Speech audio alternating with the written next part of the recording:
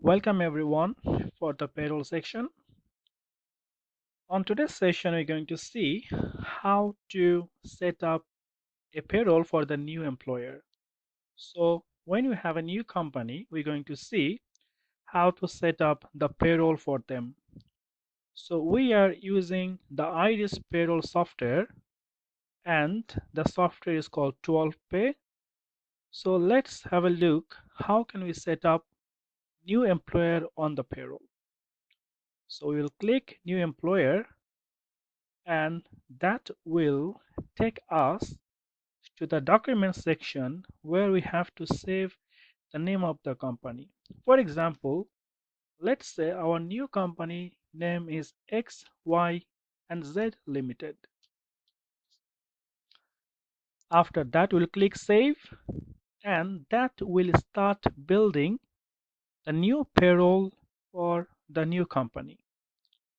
So once we click OK, that will take us to the employer page.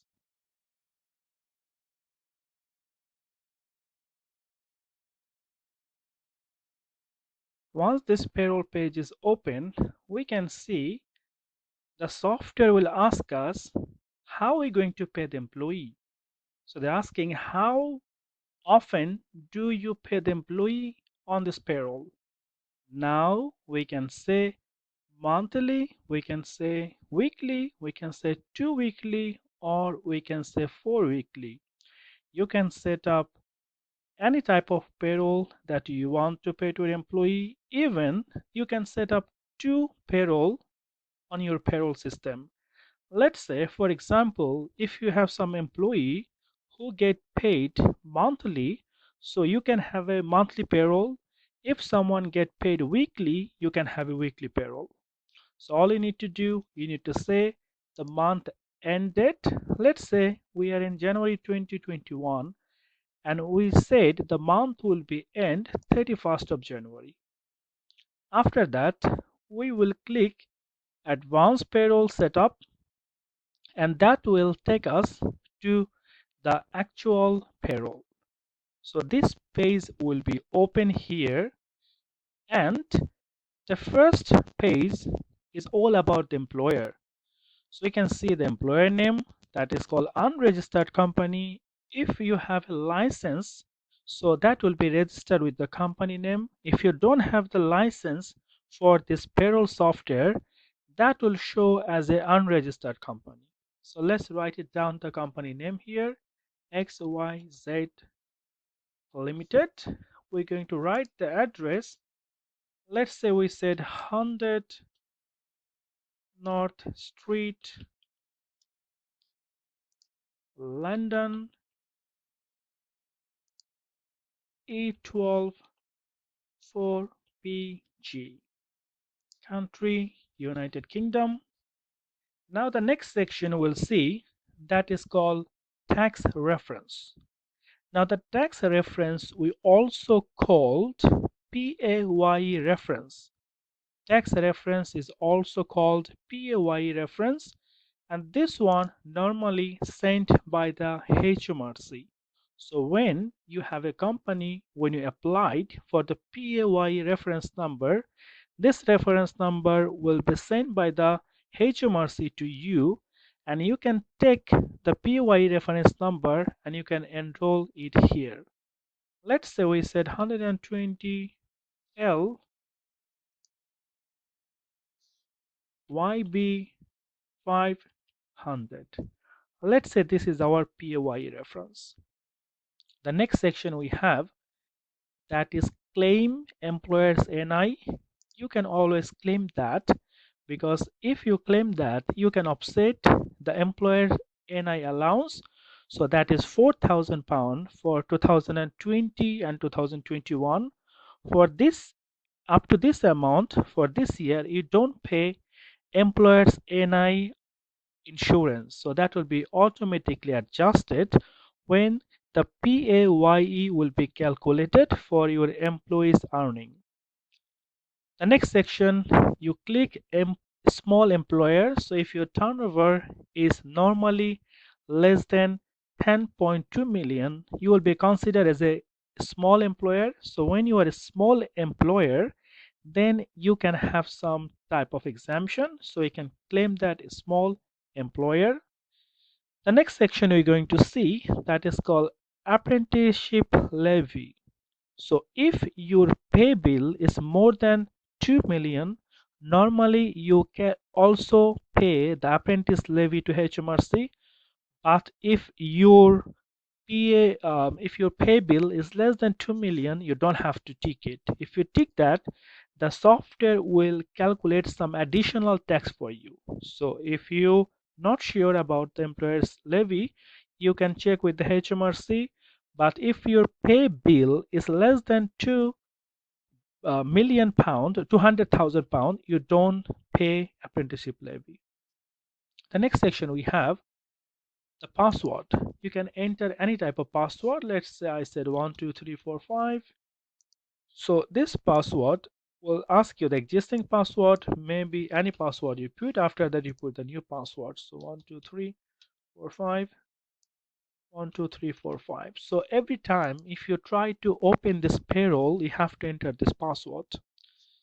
The next section we have here that is called the government gateway ID. You have to enter the government gateway ID. This is the ID that you have created when you applied for the PAYE reference number. So when you applied for the PAYE reference number, you have to go through with the government gateway ID. So that ID and password you have to enter here. Let's say I said 112233445, and the password, any password we enter, it could be anything. So make sure you put the right government gateway ID and the password, because if it is not matched with your PAYE government gateway ID, your RTI will not be submitted. So RTI is the real-time information, so you let HMRC knows every time how many employee working for you, how much they are earning, and before you pay to them, you have to submit the RTI to HMRC. And RTI will be submitted through this government gateway ID. So make sure you have the right ID with you. Then we have accounts office reference number. This is the 10-digit number that is sent by the HMRC when the PAYE reference number comes to you. So PAYE reference number and the accounts office reference number came at the same time. So this one will be found on the letter that's sent by HMRC. So this is the 10-digit number. So we can write anything that we want. Just for as an example, contract, who will be the person who will be in charge for the payroll. So you can write any one name. We can say X, Y, and Z. Email address, you can write any email address you like. So we can like shaid2223@gmail.com. That's my email I'm writing here. Telephone number, whatever the telephone number you like to contact by HMRC, you can write it down here. Then the corporation tax UTR number. This is the number sent by the HMRC when you open a business. So this is the number you have to enter here. Even without this number, you can still submit your payroll and the RTI, so there is no problem for that. The next section we have here, payment. On the payment section, we're going to see, you see it is not matching. It should be the 10 number. So we said 2, 3, 4, 5, 6, 7, 8, 9, 10. So it should be fine. So it's not matching, so that's why it's not going. So it has to be the number from HMRC, but we'll go ahead to complete the next section. On the next section, we can see we have the employer's bank account.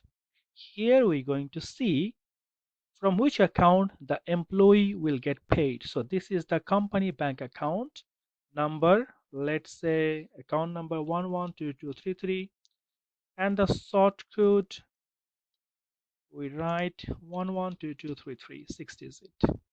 Account name, let's say XYZ Limited.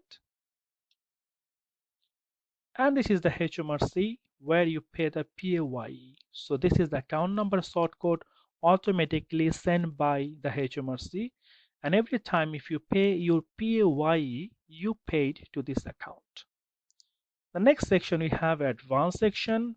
You can write the password that created here as well, and you can write it down at the beginning. It's the same thing. On the accounts, you can create some nominal codes if you need to, but it is not important. Then tax, on the tax section, that will give you the recent regulation. For example, what is the tax rate, what is like 19%.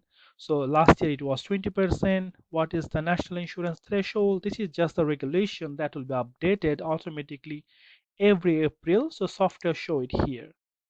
Then we have NI section. This is again for the national insurance regulation. On the pension, you will see the pension regulation. So what is the threshold for the pension? And we have some CIS, and this is for the RTI. All of us, we know RTI is so important. So every time if we submit the RTI to HMRC, the submission report will be here. Then we have AE configuration, that is auto enrollment. That's for the pension that we'll discuss later on our pension session. And then we have the pension enrollment date for the employee. We have a staging date. We have a re-enrollment date. We have the company detail. That's all for the pension. We will discuss everything on the pension section. And we have the publish section. We can publish anything we want for our payslip or anything that we want to send to, we can do from here. This is the new section is added in 2020. That's for the furlough, but this is not the normal practice we see on the payroll. If you have a furlough employee, you can fill the information here, otherwise you don't need it. So that's how we can set up the basic information for the company. The next session we're going to discuss about the employee, how to enroll the employee automatically in the software or manually in the software, and we'll see how to calculate the payment for the payslip and everything. So from this session, we just see how to set up a new employer on the payroll. The next session, we'll see how to enroll the employee in this payroll. So on that session, you will find it out more about the new employee and their payment system.